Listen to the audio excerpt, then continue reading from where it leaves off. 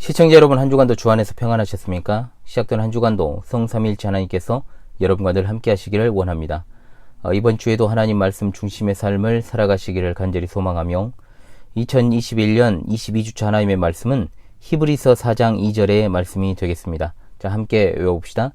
그들과 같이 우리도 복음 전함을 받은 자이나 들은 바 그 말씀이 그들에게 유익하지 못한 것은 듣는 자가 믿음과 결부시키지 아니함이라. 히브리서 4장 2절 말씀. 아멘. 다시 한번 외워봅시다. 그들과 같이 우리도 복음 전함을 받은 자이나 들은 바 그 말씀이 그들에게 유익하지 못한 것은 듣는 자가 믿음과 결부시키지 아니함이라. 히브리서 4장 2절 말씀. 아멘.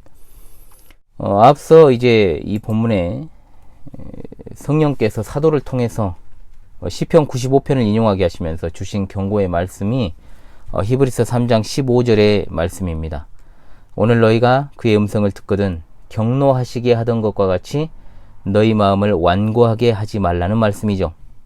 다윗이 이 시편을 노래했던 시대는 이 히브리서가 기록된 시대로부터 약 1000년 전이고 우리는 2000년이라는 시간이 또 흐른 뒤에 이 말씀을 접하고 있습니다. 성도는 언제나 지금 이 순간을 가장 소중하게 여기는 현재적인 신앙이 필요합니다. 세상에 속한 사람들도 지금 이 순간에 충실하자는 말을 많이 하죠.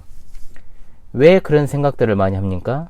아무리 대단한 인생이라 할지라도 당장 눈앞에서 한 치 앞도 정말로 내다볼 수 없는 그런 연약한 존재가 인간이기 때문입니다. 늘 드리고 싶은 말씀입니다만 본 채널을 구독하시고 시청하시는 여러분은 언제나 비록 유튜브 방송이지만 오늘 나에게 주시는 말씀으로 받아서 적용하시기를 바랍니다. 실천하시기를 바라요. 오늘 말씀을 설교하는 사도의 관심도 당연히 유대 그리스도인들이 이탈하지 않고 끝까지 믿음으로 인내하고 완고해지지 않고 영혼 구원을 받는 것에 있습니다. 그래서 이번에도 과거에 출애굽 1세대를 불러드리고 있죠. 물론 같은 사람들을 불러드리지만 주제는 약간 다릅니다. 3장에서는 하나님의 집 또는 그리스도와 함께 참여하는 자가 되기 위해서 어떻게 할 것인가를 말씀했다면 오늘 말씀의 핵심은 3장 11절과 그리고 18절 그리고 4장 1절에 등장하는 한 단어, 바로 안식입니다. 출애굽 1세대들에게 있어 안식은 바로 가나안 땅에 들어가는 것이라고 이미 말씀을 드렸지요. 오늘 본문에서 히브리서를 읽는 독자들에게 촉구하는 것이 바로 안식에 들어가기를 힘쓰라는 것입니다.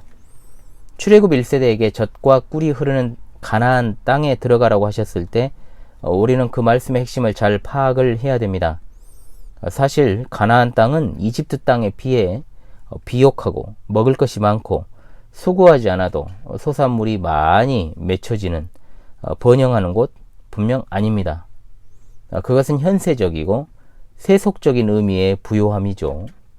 가나안 땅은 이집트에 비해 비옥하지 않고 소출이 많은 것도 아닙니다. 따라서 이 약속은 눈앞에 보이는 풍성함이 아니라 눈에 보이지 않는 영적인 약속이라는 것을 염두에 두고 눈앞에 보이는 현실을 직시해야만 합니다. 마찬가지로 1세기 유대 그리스도인들의 상황 가운데 사도가 안식에 들어가기를 힘쓰라고 했을 때 그것이 과연 현세적 평화와 물질의 번영이었을까요? 아닙니다. 이 당시 그리스도인들의 삶 자체가 박해의 연속이었고 정말로 고난과 시련의 연장선이었다는 것이죠.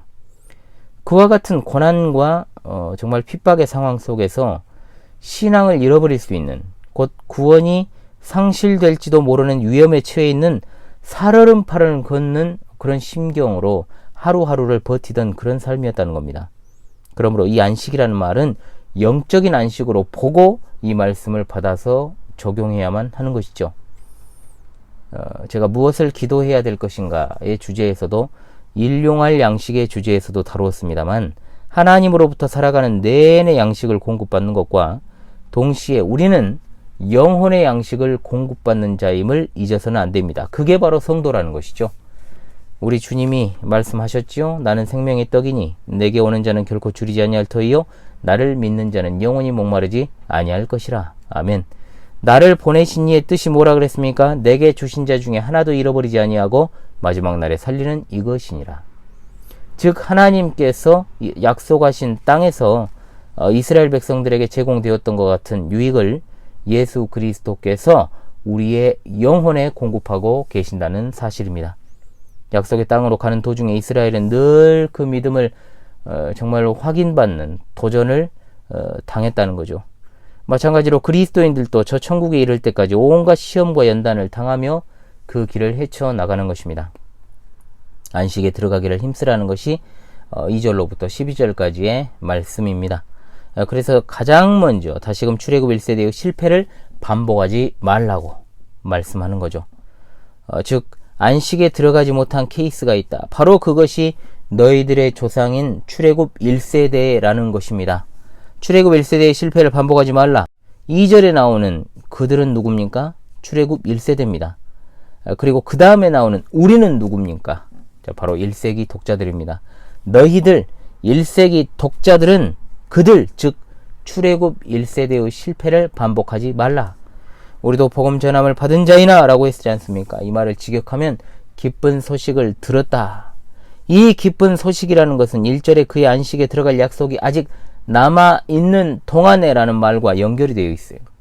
즉 복음을 듣는다라고 하는 것은 출애굽 1세대들에게 안식으로 들어갈 약속을 들었다는 말과 동의어로 사용이 된 것입니다. 즉 출애굽 1세대와 1세기의 독자와 21세기를 살아가는 우리에게 안식이라는 주제로 연결이 되어 있다는 것이죠. 그런데 이 출애굽 1세대가 안식에 들어가는 약속을 받았을 때 어떻게 반응했습니까? 들은 바 그 말씀이 그들에게 유익하지 못하였다. 그 이유가 뭐였습니까? 그들이 믿음과 결부시키지 아니했기 때문입니다. 자, 결부라는 말은 이제 결합시키지 않았다는 뜻이죠. 믿음은 들음에서 난다라고 했습니다. 그런데 이 들음이라는 것은 단순한 들음이 아니라 성령이 역사하시는 믿음이 없으면 그에게 그 듣는 것이 아무런 의미가 없고, 아무리 설교 강단에서 하나님의 말씀이 바르게 증거가 되고 또 여러 가르침의 사역을 통해 듣는다고 할지라도 성도들이 믿음으로 그 말씀을 받아들이지 않으면, 즉 믿음과 결합시키지 않으면 그 시간은 의미가 없는 것과 같다라는 것입니다. 그런데 여기서는 그 메시지가 굉장히 강력하게 전달이 되고 있지요. 본 채널을 구독하시고 본 영상을 시청하신 여러분, 시대가 급변하고 또 코로나19의 여파가 현장 예배의 모든 지형을 변화시켰다고 해도 예배 시에 말씀의 사역으로 하나님께서 은혜를 베푸신다는 사실에는 전혀 변함이 없습니다. 하나님의 말씀을 들을 때 믿지 아니하면 구원을 받지 못하고 안식에 들어가지 못한다는 것이 오늘 말씀의 핵심입니다. 전하는 자와 듣는 자의 동역이야말로 가장 중요한 교회의 핵심이자 본질입니다. 아무쪼록 전하는 자는 전하는 자리에서, 듣는 자는 듣는 자의 자리에서 맡은 바 사명을 다할 수 있기를 바랍니다.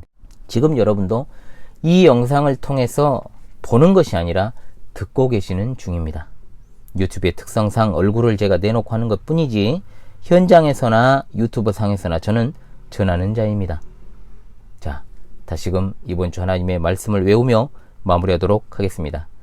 그들과 같이 우리도 복음 전함을 받은 자이나 들은 바 그 말씀이 그들에게 유익하지 못한 것은 듣는 자가 믿음과 결부시키지 아니함이라. 히브리서 4장 2절 말씀. 할렐루야, 아멘.